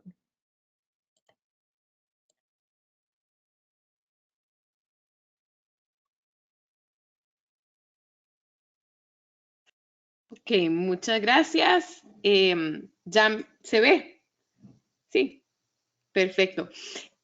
Me disculpo si en la pantalla van a ver que abajo sale como un prólogo de la siguiente filmina, Enredos de Tecnología, pero la presentación se va a ver clara y creo que, ¿verdad? Mientras se enfoquen en lo principal, vamos a estar bien. Primero, quiero agradecerle a Carolina por la invitación a este conversatorio. Me parece un evento de muchísimo provecho y además agradecerle a Dialá porque, aunque yo también sea psicóloga, siempre aprendo tanto de escuchar las cosas que ella comparte. Nunca deja uno de aprender de estos temas y la verdad que me pareció muy esclarecedora su presentación. Creo que es muy valioso que tantas personas la hayan podido ver. Como Dialá habló, uno de los factores protectores, ¿verdad?, contra el abuso sexual son las relaciones afectivas sanas. Entonces, a mí me toca hablar de la parte más optimista y positiva de todo esto. Y de eso es lo que vamos a hablar en este momento. Hay que partir de un principio muy importante a la hora de hablar de qué es una relación afectiva sana. Y es que las relaciones son cosas que necesitamos para sobrevivir, ¿verdad? Las relaciones sanas nos garantizan nuestra sobrevivencia. ¿Y por qué esto es así? Les voy a explicar por qué estamos alambrados de tal manera de necesitar de otras personas para poder sobrevivir. En algún momento de nuestra evolución pasamos de ser cuadrúpedos a ser bípedos, ¿ok? Por diferentes factores. Esto es muy interesante, pero bueno, no voy a andar en eso, pero inclusive por temas de poder ver a distancias lejanas para poder anticipar movimiento, etcétera, fue cambiando nuestra anatomía y al nosotros volvernos bípedos, nuestra pelvis se hizo más angosta. ¿Esto qué significó para nosotros los humanos? Que a la hora de tener un embarazo, las personas tenían que tener a su bebé antes, digamos, de tiempo, porque la pelvis no podía sostener un bebé plenamente maduro, ¿ok? Entonces, teníamos que nacer antes de cierta manera un poquito prematuros, ¿verdad? Entonces, si vemos aquí estas imágenes, aquí vemos, ¿verdad?, un embarazo, vemos la pelvis y si el cerebro llega a un desarrollo muy sofisticado, muy complejo, no cabe en la pelvis. Entonces, en cierta manera, ¿verdad?, esto hizo que el embarazo terminara antes y naciéramos todos un poquito prematuros. Si ustedes se ponen a pensar, por ejemplo, en un caballo, en un delfín, en otros mamíferos, cuando ellos nacen con un set de habilidades de autonomía, de movimiento, por ejemplo, de búsqueda de comida, etcétera, mucho más amplias que los humanos. Los humanos no podemos sobrevivir por nosotros mismos apenas nacemos. No tenemos prácticamente ninguna destreza que nos permite hacernos valer por nosotros mismos, precisamente porque nacemos antes de tiempo. Somos de los mamíferos más complejos y a la vez también no tenemos el embarazo más largo, ¿verdad? Entonces, nuestro desarrollo termina posterior al nacimiento y por eso necesitamos de una relación o de relaciones que nos permitan sobrevivir y poder mantenernos vivos. Alguien que nos dé de comer, alguien que nos proteja, alguien que nos mantenga seguros, etc. Entonces, una relación asegura que podamos sobrevivir, ¿verdad? Las relaciones afectivas aseguran nuestra sobrevivencia y en cierta manera nuestro cerebro está alambrado para necesitar de otras personas para sentirse seguro y poder garantizar la vida, ¿verdad? Venimos equipados con un mecanismo buenísimo para llamar la atención de las otras personas y asegurarnos que nos vayan a proteger, que es el llanto, ¿verdad? Entonces, esa es nuestra estrategia principal para asegurar que estamos comunicando que necesitamos de alguien, ¿verdad? Un bebé llora y automáticamente a nivel del cerebro de las personas cuidadoras se desatan un montón de mecanismos hasta fisiológicos y hormonales que hacen que uno se sienta una necesidad de ir y atender a este bebé y por lo tanto mantenerlo vivo, literalmente, ¿verdad? Entonces, estamos alambrados para necesitar de otras personas para poder vivir, ¿ok? Desde el momento en que nacemos, dependemos de otros para poder salir adelante. Y cuando hablo de esta necesidad y esta dependencia, no hablo como esa cosa como de que, ay, dependo de mi mamá, ¿verdad? A mis 30 años, porque sin ella no vivo, o esas cosas como, ¿verdad? Esas ideas de dependencia como, ¿verdad? Que a veces es como negativa. En general, me refiero a una necesidad de que hayan otras personas ahí para mí, para yo poder sentirme seguro en el mundo y poder sobrevivir. Una cosa que es muy interesante es que necesitamos a las personas no solo para sobrevivir en los primeros años de vida, ¿verdad? Sino que los necesitamos a lo largo de la vida. Hay muchísimos estudios que hablan sobre cómo necesitamos de otras personas para poder sentirnos seguros, para poder manejar dolor, manejar situaciones difíciles, etc. Y les voy a contar un par de cosas que a mí me han parecido fascinantes, que he leído sobre cómo necesitamos de otras personas en nuestra adultez también para poder sentirnos seguros y para poder sobrevivir. Una vez hicieron un estudio muy interesante, unos investigadores en Estados Unidos, en donde tomaron a personas a medir, a tener más o menos como una medición, a hacer una interpretación del riesgo y de la dificultad de escalar una montaña, ¿ok? Entonces, pusieron a personas a interpretar qué tan difícil era escalar esta montaña, enseñándoles una foto o un video por sí solas o dándole la mano a otra persona. Para nuestra sorpresa o no sorpresa, fue absolutamente fascinante lo que encontraron. Cuando estábamos acompañados de otra persona, veíamos la montaña como más fácil de escalar y de superar que cuando medíamos el riesgo solos. Entonces, vean como de verdad la presencia de otra persona hace que veamos las situaciones de la vida inclusive más fáciles de manejar que cuando estamos solos, ¿verdad? Han hecho también muchos estudios sobre, por ejemplo, el manejo del dolor al lado de una persona y por uno solo, ¿verdad? Cuando yo estoy, por ejemplo, en un procedimiento médico y le doy la mano a una persona que significa una base segura para mí, alguien que está ahí para mí, que me da seguridad, yo misma me voy a sentir más tranquila que si estoy sola, por ejemplo. Y piensen en su vida, ¿verdad? En su día a día, en su vida, cuando ustedes están por una situación difícil, por una situación contenta, etcétera, por lo general tenemos este impulso de querer compartirlo con alguien, buscar a alguien, necesitar de alguien para poder vivir lo que estamos viviendo. O sea, sentirnos vistos por otra persona, sentirnos acogidos por otra persona, es una necesidad que nos asegura la sobrevivencia en los primeros años de vida, pero que nunca la superamos, ¿verdad? Entonces, todo esto para decirles que efectivamente las relaciones afectivas sanas son parte de nuestra sobrevivencia en cualquiera de las etapas de nuestra vida. Las relaciones afectivas sanas también cumplen una función muy importante y es que nos permiten desarrollar una identidad. Yo desarrollo quién soy yo, cómo me veo a mí misma en un contexto de relaciones afectivas. ¿Por qué? Porque cuando yo desarrollo una imagen de quién soy yo, cómo me veo a mí misma, lo hago a partir de cómo me ven los otros y qué retroalimentación recibo yo de las relaciones que tengo a mi alrededor, ¿verdad? La manera en que yo me voy a ver a mí misma y que yo me voy a hablar a mí misma parte de cómo los otros me ven y cómo los otros hablan de mí, ¿verdad? Entonces, hay una frase muy linda que habla de que hay que estar atento de cómo le habla a un niño porque esa voz se va a convertir en su voz interna. Efectivamente, así es, ¿verdad? Como yo soy reflejada en los ojos de los demás, es como yo también voy a empezar a verme a mí misma, ¿verdad? Si yo siempre soy vista como una niña que no merece atención, que no soy interesante para los demás, cuyos sentimientos no son válidos, etcétera, voy a desarrollar una identidad a partir de recibir esas señales constantes de las personas que tengo alrededor. versus si yo recibo señales de que soy una persona importante, valiosa, cuyos sentimientos son válidos, que alguien está ahí para mí, está pensando en cómo yo estoy. Entonces me voy a desarrollar como una persona que se siente valiosa, que cree que es digna del amor y el respeto de los demás, etcétera, ¿verdad?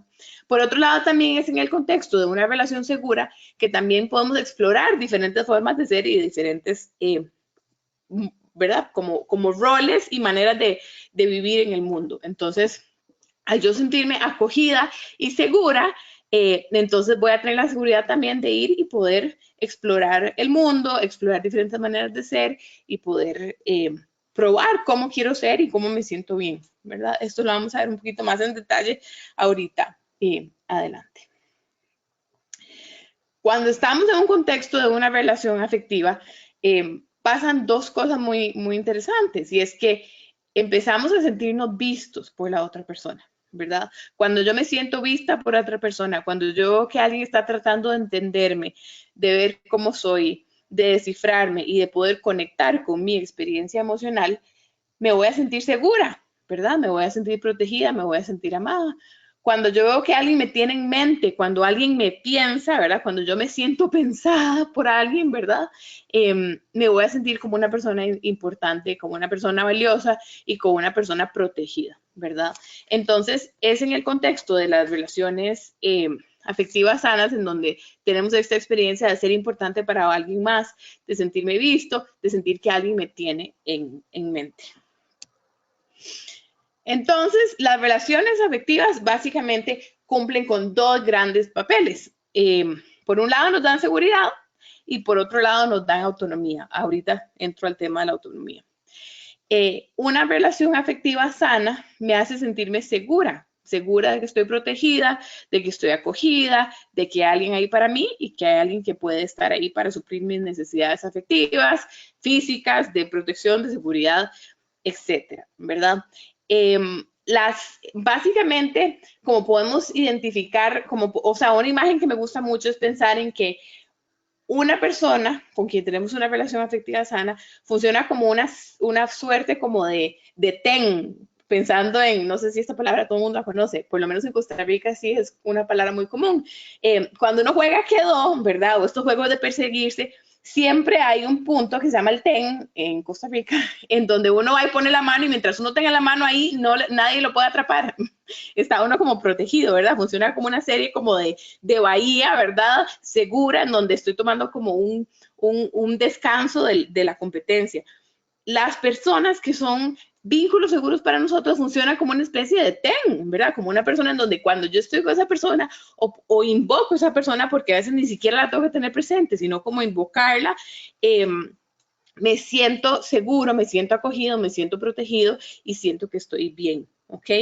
Hay un elemento muy importante y es que para poder sentirnos seguros con una persona, también tiene que haber una especie de consistencia, y esto también Diana lo mencionó.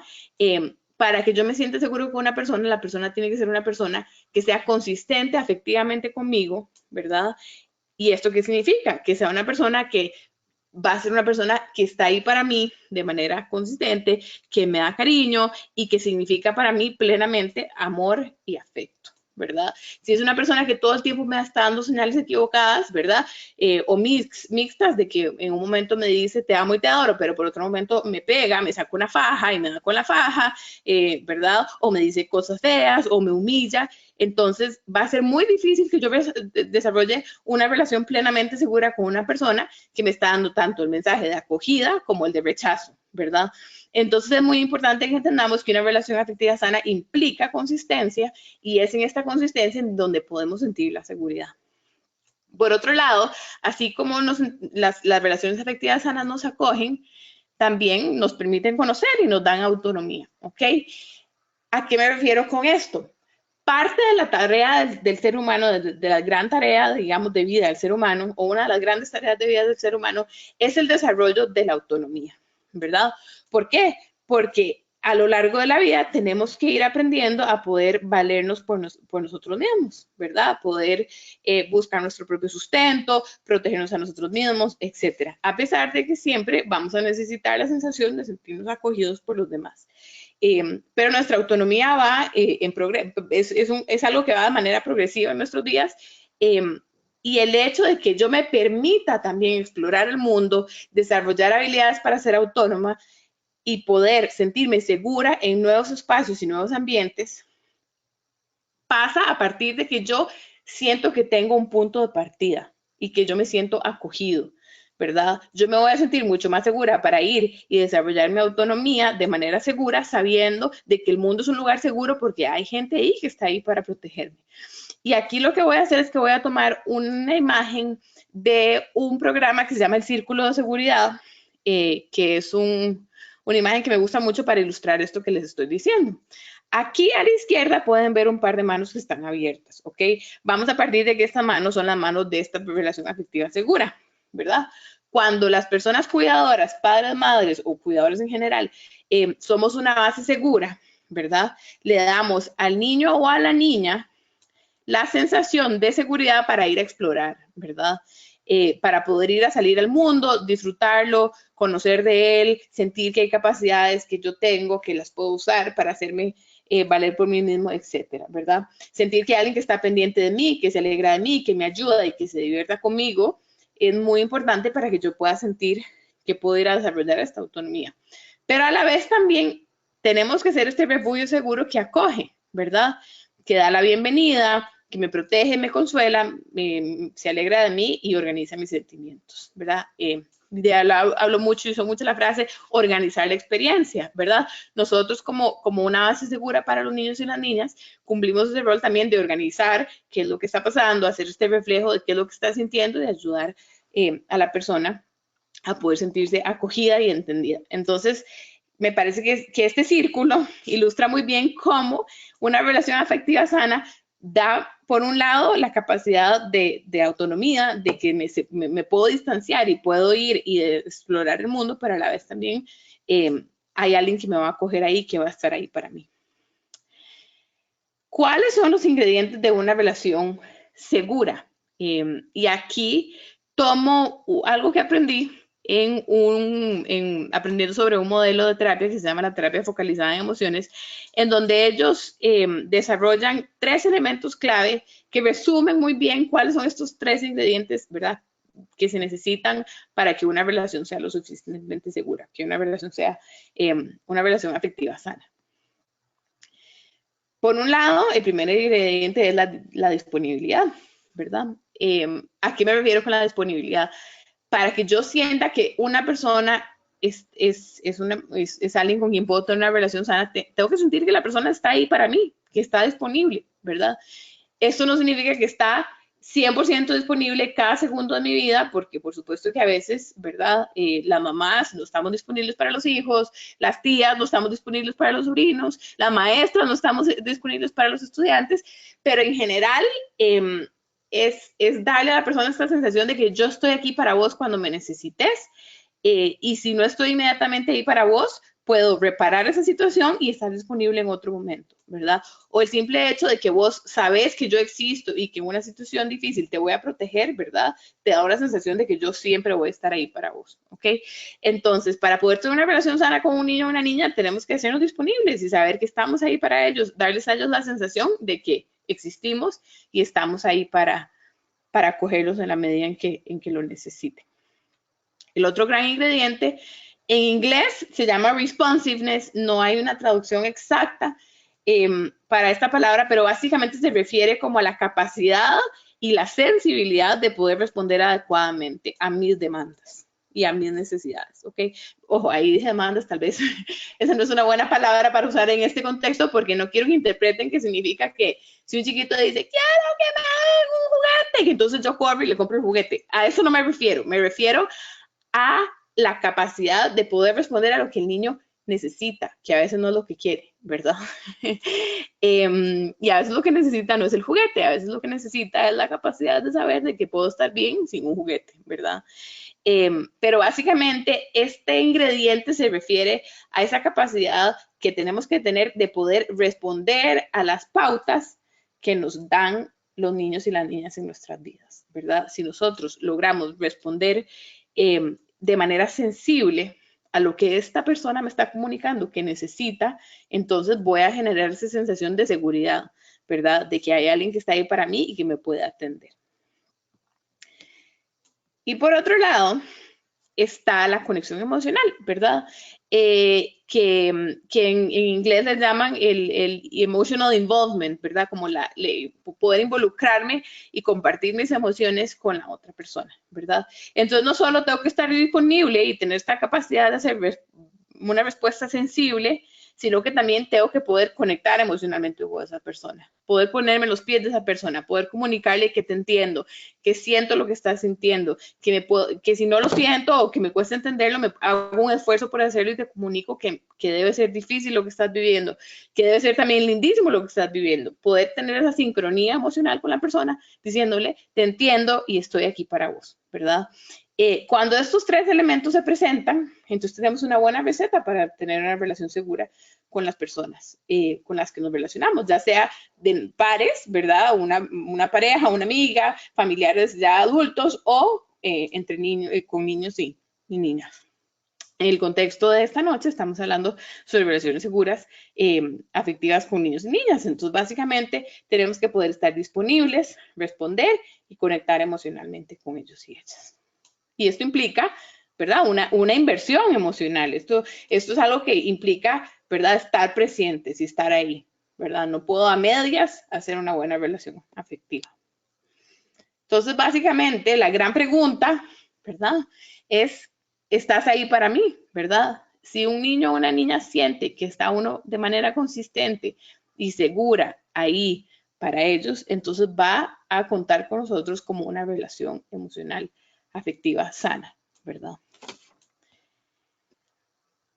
Hay una herramienta muy concreta que a mí me gusta mucho usar en este tipo de contextos porque me parece que muchas veces a la gente le ayuda mucho como a entender cómo puedo conectar con los niños y las niñas que tengo importantes en mi vida, ¿verdad? ¿Cómo me puedo hacer esta persona disponible? Que les comunico, aquí estoy para vos, te leo, te siento, ¿verdad? Y me interesa tu experiencia, tu lenguaje emocional, ¿verdad? Y tus emociones.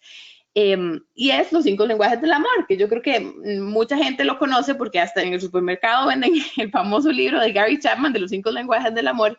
Pero a mí me parece que este señor hace como un muy buen resumen de 5 estrategias muy concretas que podemos utilizar para poder llegar de manera empática, efectiva a las personas, a los niños y las niñas, ¿verdad? Y a las personas en general, pero en el contexto de esta charla estamos hablando de niños y niñas. Uno de estos lenguajes es el contacto físico. Que quede claro que no todo el mundo recibe los mismos lenguajes y los lee igual, ¿verdad? Así como yo, por ejemplo, ustedes me pueden hablar inglés y yo entiendo, a mí me hablan en ruso, yo no voy a entender. Lo mismo son los lenguajes del amor. Hay gente que ciertos lenguajes simplemente no les significan nada y otros que los entienden muy bien. Entonces, el arte está en conocer a la persona con quien nos queremos relacionar y poder comunicarnos en el lenguaje que esa persona escucha mejor, ¿verdad? Por otro lado, también hay idiomas que hablamos mejor que otros, ¿verdad? Entonces, así como, ¿verdad? Tal vez yo puedo expresarme muy bien por medio del contacto físico, tal vez no lo hago también por medio de palabras, etc. Pero bueno, básicamente los 5 lenguajes del amor son los siguientes. Por un lado está el contacto físico, ¿verdad? El contacto físico sano, apropiado, ¿verdad? Respetuoso, que yo utilizo para comunicar a la persona, me importas y estoy aquí para vos, ¿verdad? Entonces, por ejemplo, abrazos, muestras de, ¿verdad? De tocar cariñitos, hacerles en el pelo, dar la mano, etcétera. Son maneras en que podemos comunicar, te quiero y estoy aquí para vos. Actos de servicio se refiere como a pequeños favores o pequeños cosas que hacemos por la persona, ¿verdad? Te doy algo, ¿verdad? Te llevo a un lugar que te gusta, te llevo a tu clase que te hace gracia, te ayudo a hacer tal cosa, cuando tenés cierta dificultad con algo, yo voy y te ayudo a hacerla, etcétera, ¿verdad? Básicamente como ¿verdad? Comunicar nuestro afecto por medio de acciones concretas que hacemos para ayudar a la persona. Luego están las palabras de afirmación, que se refiere a las palabras que usamos para alentar y dar amor a las personas que queremos, ¿verdad? A las personas con quien queremos comunicarles el amor. El tiempo de calidad, ¿verdad? Hay gente que le pueden decir todas las palabras del mundo, pero si no comparten este tiempo de calidad con ellos, tal vez no van a sentir el amor. Entonces, sacar tiempo y decirle, estoy aquí para vos, este es tiempo que vamos a compartir y es tiempo que quiero que disfrutemos juntos, es muy importante. Y por otro lado, los regalos.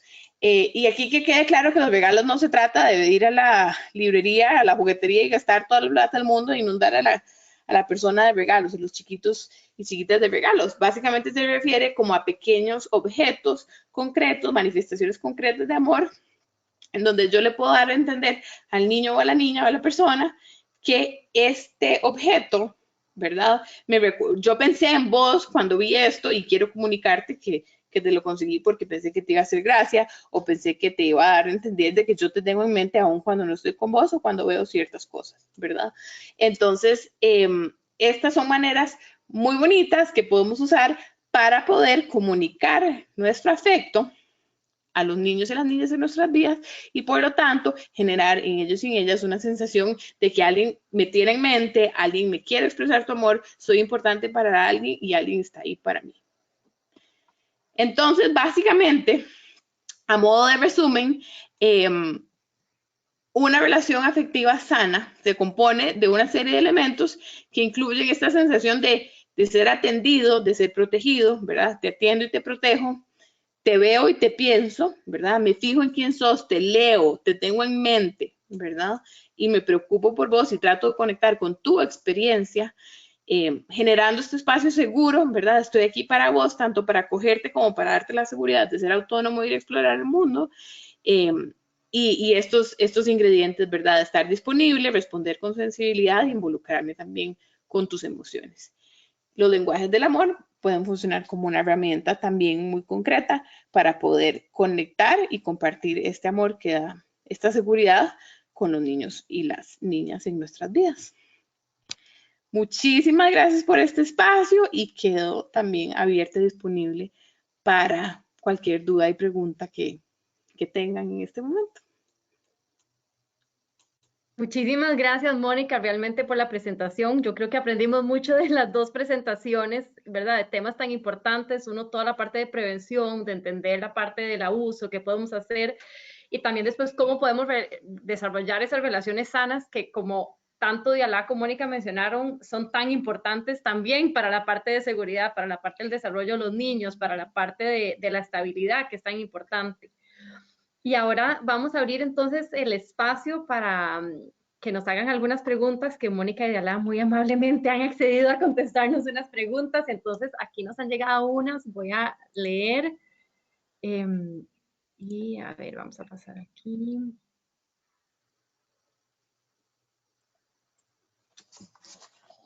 Ok.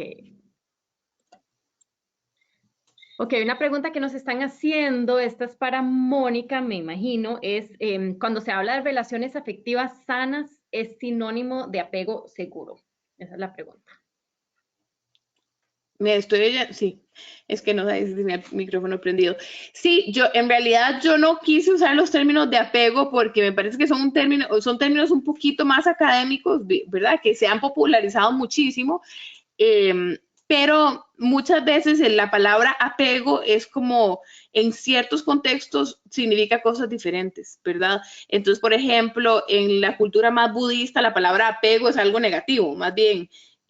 Si yo hablo desde la teoría de apego de John Bowlby, que es el autor que propuso inicialmente toda esta teoría de los vínculos con las personas, el apego es algo, ¿verdad? Que puede ser positivo, también puede ser negativo porque hay diferentes tipos de apego. Entonces, en realidad, simplemente, ¿verdad? Al hablar de relaciones afectivas sanas, básicamente me estoy refiriendo a apego seguro, solo que no quise usar esa terminología al propio de manera premeditada para no generar confusión teórica y no irme como a usar lenguaje como muy complejo, ¿verdad? En algo que estoy haciendo para el público en general y que en realidad no es una actividad académica tal cual.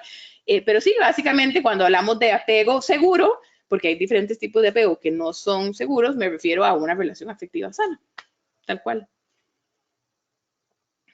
Buenísimo, muchas gracias, Mónica, por esa respuesta tan buena. A ver, aquí nos están llegando unas preguntas más y comentarios, muchos dando las gracias, así que esos también se los paso ahora. A ver, Ok, aquí está una pregunta. Creo que es más para Diala, pero imagino que las dos también la pueden contestar, pero es, ¿cómo y a qué edad es conveniente introducir el tema de la sexualidad y de la seguridad sexual? Siempre. Es que a diferentes edades se requieren cosas distintas, ¿verdad? Entonces, si nosotros nos ponemos como a interiorizar y saber lo que implica la sexualidad implica el cuerpo, el cuidado, el pedir permiso, el ver a transmitir seguridad en el cuerpo. Entonces, todo lo que nosotros hacemos tiene que ver con sexualidad y tiene que ver evidentemente con relaciones afectivas.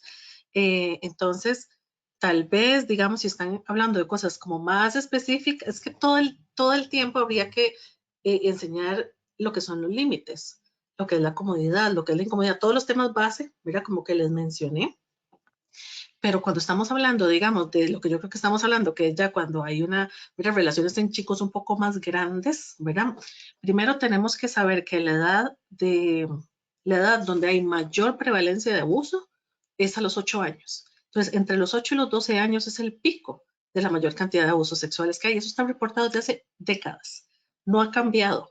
Entonces, cuando estamos hablando de eso, estamos hablando de que ojalá 4 años antes empecemos a conversar sobre los temas. Entonces, al final es desde los 4 añitos, ¿verdad?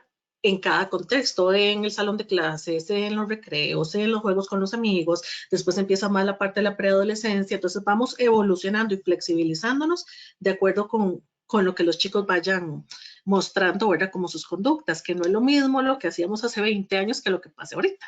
Entonces, por ejemplo, lo que uno hacía antes a los 12 años, ahorita lo estamos viendo a los 10, lo estamos viendo a los 9, entonces tenemos que empezar de manera mucho más pronta, pero porque hay procesos que se nos han adelantado. Entonces, la prevención, digamos, casi que tiene que ser desde siempre, pero en temas en específico, empecemos a ver a qué horas o a qué edades está sucediendo esto y empezar unos 4 años antes. Esos son los marcos de prevención generalmente establecidos en abuso. Ahí puedo meter un toquecito en la cuchara. Yo creo que Diala tiene toda la razón en que esto es algo que se hace desde siempre, inclusive con un bebé, ¿verdad? Desde el día 1 que cambiamos un pañal, acostumbrémonos a decir, te voy a cambiar el pañal, está bien para vos. Tal vez no me van a responder, sí, cuando tienen 2 meses, pero de alguna manera u otra, desde el día 1 empieza a modelar el consentimiento, en que tu cuerpo, aunque seas un bebé recién nacido, es tuyo y yo te estoy ayudando en algo, pero al fin y al cabo vos tenés la capacidad de poner límites y el poder del consentimiento, ¿verdad? A la vez que también nombramos las partes del cuerpo desde el día 1 para que los niños crezcan sabiendo cómo se llaman las partes de mi cuerpo, cuáles son los términos anatómicamente correctos, ¿verdad? Eso creo que es una práctica que hasta como mamá lo puedo recomendar, ¿verdad? Yo insisto en algo a veces cuando uno tiene que ir a los juicios, y en los juicios, por ejemplo, son abusos sexuales de niños menores de 5 años.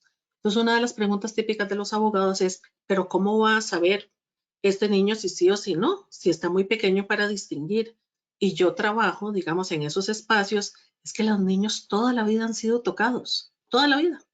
Toda la vida se les tiene que cambiar, que arropar, que poner ropa, que quitar ropa, que lavar el cabello. O sea, todo el tiempo hay un contacto físico con los niños de una u otra manera, por supuesto, ¿verdad? Y ojalá siempre sea, ¿verdad? Con todo lo maravilloso que Mónica compartió, que tiene que ver con su sobrevivencia a nivel, ¿verdad? Totalmente físico y emocional. Y entonces cuando un niño dice, esto no me gustó, esto me incomodó, esto no estuvo bien, esto fue muy fuerte, etcétera, el niño sabe. El niño sabe, ¿por qué? Porque toda la vida ha tenido contacto físico. Entonces, si en ese contacto físico lo usamos como un espacio de seguridad y de educación, todavía más claro va a tener cuando hay algo que no le pareció, no estuvo bien, no fue cómodo, que es de las maneras más como fáciles que tenemos, ¿verdad? Para que los niños nos cuenten y nos revelen precisamente que algo sucedió que no fue parte de su vivencia cotidiana, ¿verdad? Desde que son pequeñitos. Sí, eso es tan importante y muchas gracias por contestar esta pregunta, porque esa es una pregunta que sí oímos mucho, ¿verdad? ¿Cuándo es muy temprano para empezar a hablar de estos temas? Porque muchas personas sienten, ay, si les empiezo a hablar a los chiquitos desde muy pequeños, más bien los estoy exponiendo. más bien los va a poner en riesgo de que les pase algo. Y lo que nosotros tratamos de decir, y agradecemos que lo expliquen ustedes tan elocuentemente, es lo contrario. Entre antes les hablemos, obviamente apropiado para la edad, pero entre antes se le hable a los chicos, entre antes nos informemos nosotros también, más podemos prevenir o responder correctamente si algo pasa. Entonces, yo creo que esa es una pregunta, muchas gracias porque muchas personas la han hecho y gracias a la persona que la hizo también, porque sí es algo que a menudo se consulta. Pero bueno, era realmente para darle las gracias. Aquí tenemos muchos comentarios bonitos. Muchas gracias a todas las personas que también han escrito comentarios, que después se los voy a compartir a las psicólogas, pero realmente muchas personas dando gracias por la charla, sobre los diferentes temas que se cubrieron, también compartiendo, ¿verdad? Que ellos, muchos de los que están aquí también tienen hijos o, ¿verdad? Familiares pequeños. Entonces, ese realmente es muy valioso. Ok, tenemos una pregunta más aquí. A ver, ¿cuál es el término correcto para referirse al tocamiento de un niño a otro de una misma edad? Depende, ¿verdad? Hay niños de la misma edad que están teniendo una exploración sexual esperable de la edad, ¿verdad? Entonces allí, por ejemplo, no hay sentimientos de incomodidad, el niño puede detener la conducta, se habla de privacidad y los niños pueden comprender lo que está sucediendo, redirigir la conducta, por ejemplo. Entonces, generalmente se habla de exploración propia de la edad. Sin embargo, tenemos algunas experiencias donde por personalidad, aunque tengan la misma edad, tenemos una desigualdad porque hay un chico tal vez, ¿verdad? Que tiene características de mayor poder, entonces tiene capacidad de manipular o de convencer, puede haber sido víctima o generalmente han sido víctimas, ¿verdad? De algún tipo de abuso físico o sexual o los dos, y entonces está reproduciendo algunas de las conductas. A lo largo de los años se ha llamado de formas distintas. En algún momento se llamaron niños que abusan por reactividad, en otros momentos niños con conductas sexualmente problemáticas o niños, por ejemplo, con conductas abusivas. Entonces tiene, digamos, como una serie de categorizaciones cuando se logra establecer que hubo un abuso de poder, ¿verdad? Y en estas situaciones pues se generan consecuencias negativas, la otra persona evidentemente no se siente cómoda, al niño le cuesta detener su conducta, pero ante todo es una persona de la cual tenemos que valorar cómo está su seguridad, qué es lo que le está sucediendo a este niño, qué es lo que está experimentando, si está expuesto a material que no tiene que estar expuesto y a experiencias que no tiene que estar expuesto. Entonces, es importante tal vez no usar un término como ofensa, un niño ofensor, ¿verdad? Porque eso es algo como, es una categoría muy determinante.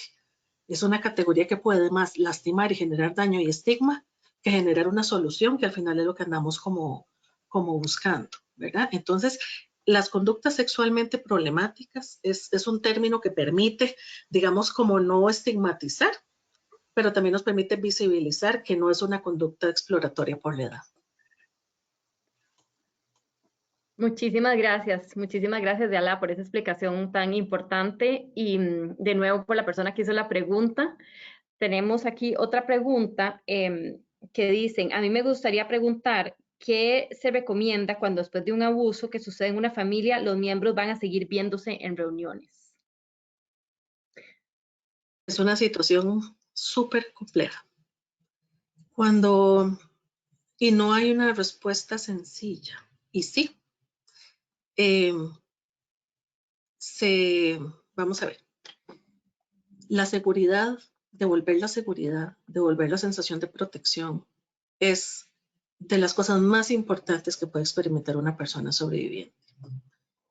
Todo lo que se pueda hacer para lograr que la persona vuelva a sentirse segura es realmente sanador.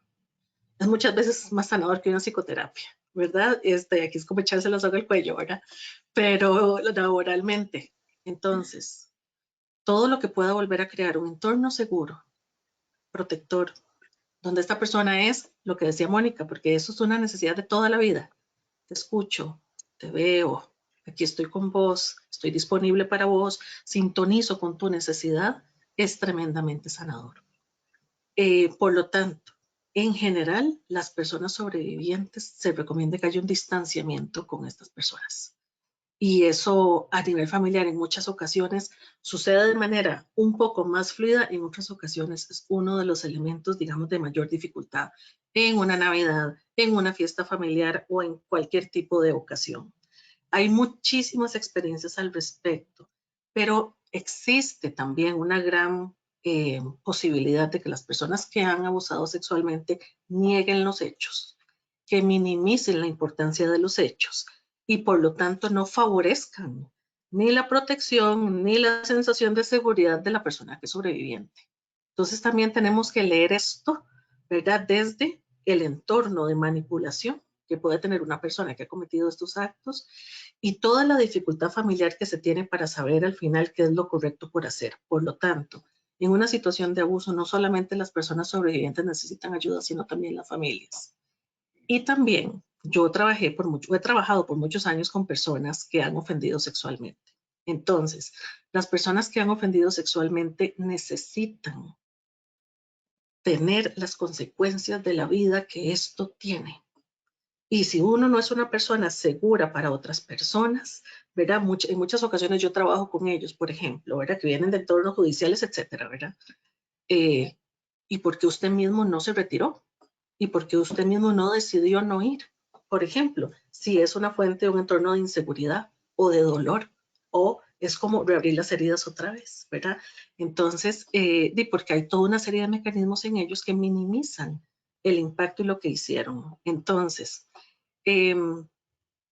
la persona tiene que llevar tal vez un acompañamiento para decidir con quiénes va a conversar, de qué manera va a conversar, a quién le va a solicitar esto, si es que la familia no lo hizo de manera como tal vez automática, tal vez espontáneamente o tal vez a través de una decisión difícil porque es sumamente compleja, ojalá con un acompañamiento para que lo puedan tomar de una manera como firme y certera, ¿verdad? Pero es uno de los grandes temas complejos y resulta muy injusto para las personas sobrevivientes tener que seguir reactivando el dolor, reactivando la herida, estar otra vez expuesta o expuesto a esto, y no es justo, ni es balanceado, ni está bien. Y yo creo que no está bien para ninguna de las partes, ¿verdad? Pero especialmente para las personas sobrevivientes. Entonces yo diría que en entornos así habría que recibir acompañamiento terapéutico para valorar qué es lo que pasó en esa familia y precisamente qué es lo que hay que hacer, pero el distanciamiento es algo absolutamente necesario, justo para la persona sobreviviente.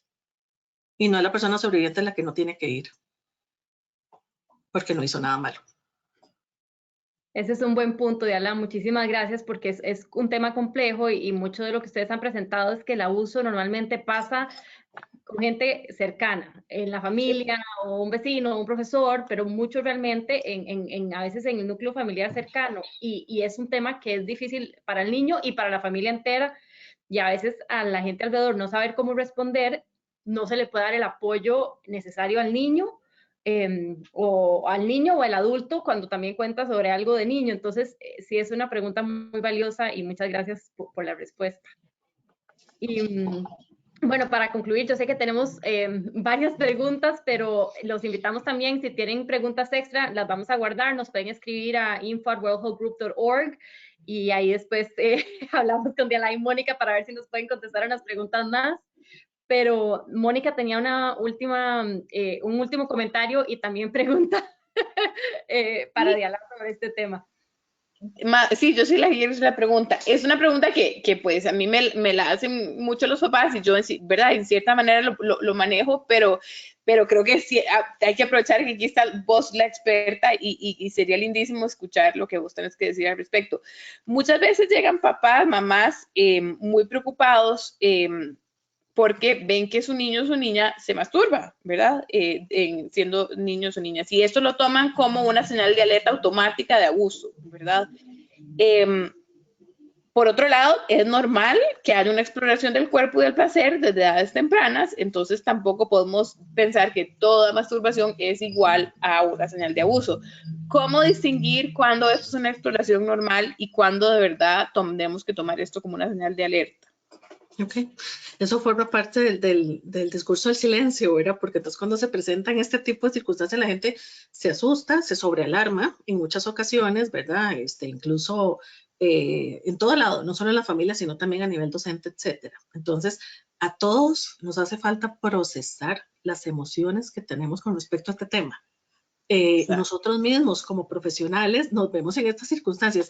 Yo me he visto, ¿qué hago? ¿Qué digo? ¿Verdad? Aunque sea algo, ¿verdad? Porque ya la vida personal, entonces eso implica, digamos, que uno lo procese y lo vive de manera distinta. Entonces, cuando la exploración y la masturbación genera daño físico.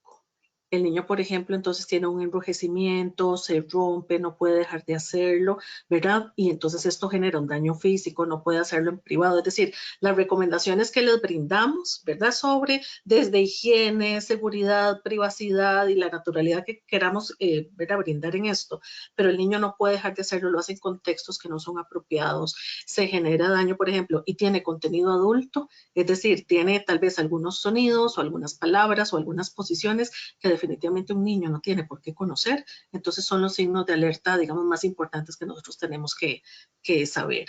Muchas veces cuando tenemos una situación de abuso tenemos infecciones a nivel, por ejemplo, del tracto urinario, o tenemos infecciones a nivel de vulva, a nivel de vagina, tenemos secreciones, ¿verdad? O tenemos olores particulares que, ¿verdad? Que se empiezan a desarrollar. En muchas ocasiones lo hemos detectado a través de una infección, ¿verdad? Precisamente que tienen en la vulva. Entonces, cuando se nos unen como estos elementos, ¿verdad? Es que nosotros podemos ya tener como un poquito más de claridad de que la alerta, ¿verdad? Sí es mayor. Pero la autoexploración y donde no hay contenido adulto, donde el niño puede usar la privacidad, detenerse, etcétera, ¿verdad? Y no deja de jugar, por eso sigue jugando, ¿verdad? Pero en otro momento se está tocando, etcétera. Entonces hablamos de que es una cuestión totalmente propia de la edad y súper saludable. Clarísimo, gracias. Muchísimas gracias. Muchísimas gracias de nuevo por las dos presentaciones tan increíbles. Yo creo que nos enseña muchísimos temas porque con el abuso es difícil. Hay cosas que son naturales y hay cosas que como un abrazo, ¿verdad? Puede ser algo muy natural, muy sanador y al mismo tiempo puede ser algo que lleve algo más, si no, ¿verdad? Si con una persona que tal vez no tiene las intenciones correctas. Entonces a veces yo creo que el aprender cómo identificar y que algunas cosas sí están bien y que algunas cosas por algunas razones no están bien es muy, muy importante. Pero realmente muchísimas gracias y gracias a todos por estar aquí de nuevo un lunes en la noche hablando de temas tan importantes. De nuevo nos pueden escribir, también compartieron los contactos de tanto Dialá como Mónica. Ahí está la información de World Hug. Cualquier idea, preguntas o algunos otros temas que quieran cubrir, siempre nos pueden escribir también y trataremos de hacer algo para hacerlo. Muchas gracias de nuevo a todos y que tengan una muy buena noche. Gracias. Buenas noches, gracias. Gracias.